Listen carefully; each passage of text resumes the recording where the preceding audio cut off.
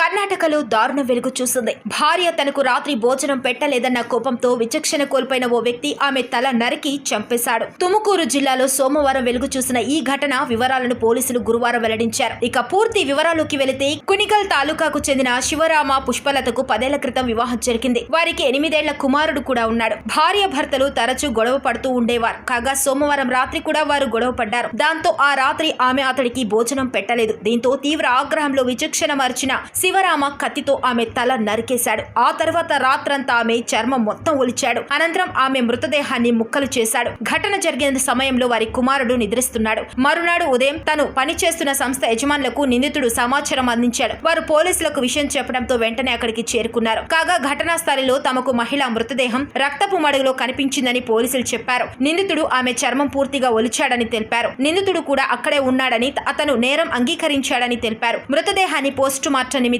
ఆసుపత్రికి తరలించి నిందితుడిని అరెస్ట్ చేశారు.